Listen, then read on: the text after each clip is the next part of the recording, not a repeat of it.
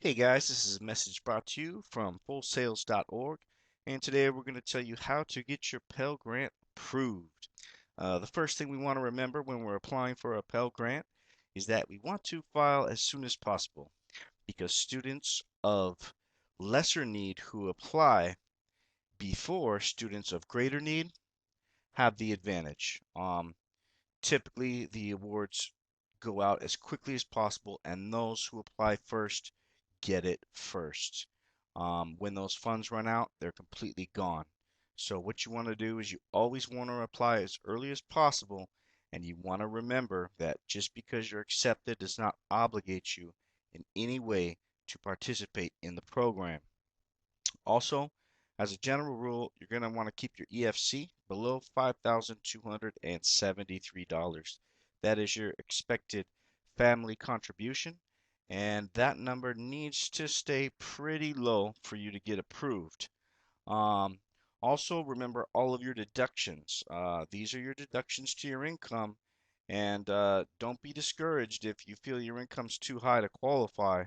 Most awardees have familial incomes in excess of 75,000, and that is regardless of their deductions. They could gross quite a bit more, but basically, don't be discouraged by that. You could deduct things such as alimony, child support, moving expenses, uh, the list is too extensive to go on in this video because this is going to be the short video. The last one was way too long. But everything from tuition and fees to combat pay, there's simply too many to name. As well as that, you'll also want to use a 529 college savings plan if you have extra money and you want to keep your cash on hand to a minimum. 529 college savings plan is the way to go. Additionally, they have a lot of new stuff out now, and you're definitely going to want to tell your financial aid advisor if you or your family has suffered from a foreclosure or is in the process of foreclosure. As stated before, keep your available cash to a minimum, and I can't stress that enough. If a student pays the rent and has $1,000 less in the bank than a student who hasn't yet paid the rent and has $1,000 more in the bank, the student who paid the rent yesterday is more qualified today to get approved than the one who didn't. You're always going to want to maximize your retirement IRA or company vested savings. That's just a no-brainer. And pay as much as you can towards student loans. Once again, that's just to lower your income. The more you're paying towards your student loans, the less income you have. Do not overstate your income. That that might sound not worth mentioning, but it is a very common mistake, and the FAFSA application is pretty tricky. It's really designed to disqualify you as opposed to qualify you.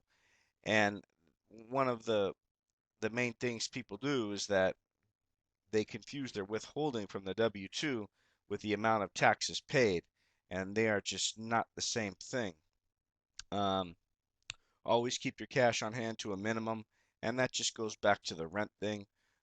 Basically, you're going to want to appear to have as little money as possible. That doesn't mean that you fudge numbers or move things around or do things unethically. It just means that you're conscious of the timing that you apply for. I mean, make sure you're applying at a good time. Also consider a college savings plan in the name of the grandparent or grandparents. This would be exempt from your EFC, and this is something that would definitely help you if they're willing or interested in doing that. Anyway, I thank you for watching, guys. Please visit us at fullsales.org.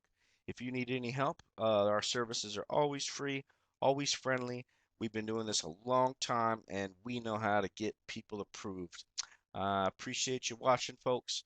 Visit us at fullsales.org. Thanks a lot.